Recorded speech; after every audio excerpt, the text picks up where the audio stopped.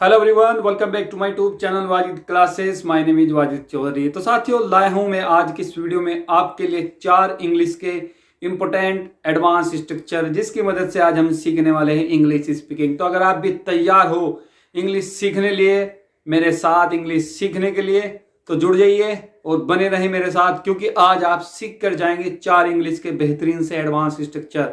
तो चलिए टाइम को वेस्ट ना करते हुए शुरू करते हैं आज की ये वीडियो। तो साथियों, आज का हमारा पहला एडवांस स्ट्रक्चर है द वे। इसका मतलब होता है जिस तरीके से। मतलब जब आप हिंदी में बोलते हो ना जिस तरीके से, तो वहां आप लगा सकते हैं द वे। जैसे जिस तरीके से तुम बात करते हो ना मुझे पसंद नहीं है, तो आप कह सकते हैं I don't like the way you talk. तुम्हारा बहस करने का तरीका मुझे अच्छा नहीं लगता, तो आप कह सकते हैं I don't like the way you argue. तुम्हारा पढ़ाने का तरीका मुझे अच्छा लगता है, तुम्हारे पढ़ाने का तरीका मुझे अच्छा लगता है, तो आप इसको ऐसे बोल सकते हैं I like the way you teach, I like the way you teach, कि तुम्हारे पढ़ाने का तरीका मुझे अच्छा लगता है।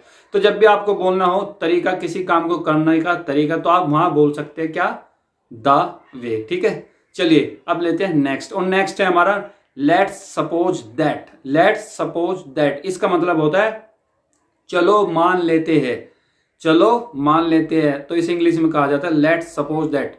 जैसे चलो मान लेते हैं तुम्हारे पास पैसे नहीं हैं, तो आप बोलेंगे let's suppose that you don't have money, या यू डोंट हैव रुपीज। ठीक है, तो let's suppose that you don't have money, चलो मान लेते हैं तुम्हारे पास पैसे नहीं है। ठीक है, चलो मान लेते हैं वहां कोई नहीं था, वहां कोई नहीं था, तो आप इसको ऐसे बोलेंगे let's suppose that nobody was there. चलो मान लेते हैं कोई वहां नहीं था। ठीक है, मैं कहता हूं कि चलो मान लेते हैं कोई तुम्हारे साथ नहीं है, कोई तुम्हारे साथ नहीं है, तो आप इसको ऐसे बोलेंगे let's suppose that nobody is with you, nobody is with you. चलो मान लेते हैं कि कोई तुम्हारे साथ नहीं है।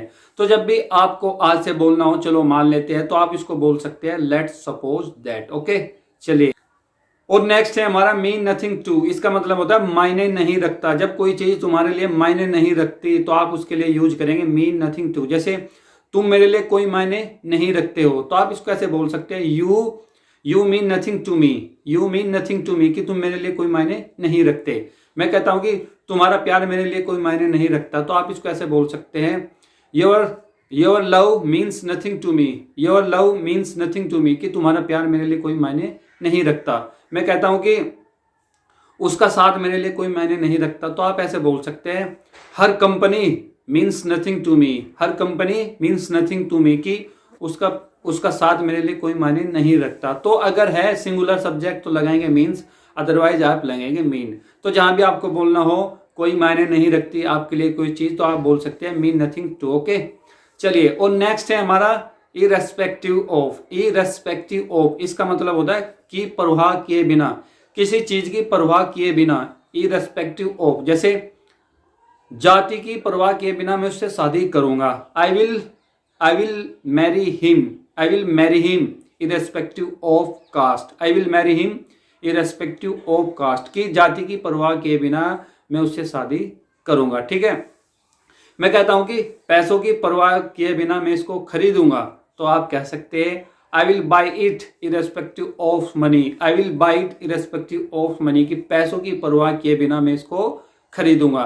तो साथियों, 4 बेहतरीन से स्ट्रक्चर मैंने आपको बताए। पहला द वे, इसका मतलब होता है किसी काम को करने का तरीका। ठीक है, दूसरा हमने सीखा लेट्स सपोज दैट, इसका मतलब होता है चलो मान लेते हैं। और तीसरा हमने सीखा मीन नथिंग टू, इसका मतलब होता है कोई मायने नहीं रखता। और चौथा था हमारा इरेस्पेक्टिव ऑफ, इसका मतलब होता है कि परवाह किए बिना। तो 4 मजेदार से स्ट्रक्चर इंग्लिश के आज मैंने आपको सिखाए। ऐसे ही मजेदार इंग्लिश सीखते रहे और अपनी इंग्लिश को इंप्रूव करते रहे। हाँ, अगर मेरे चैनल पे नए हैं तो चैनल को भी जरूर सब्सक्राइब करें, ये आपकी ड्यूटी बनती है। तो चलिए, thank you so much for watching this video.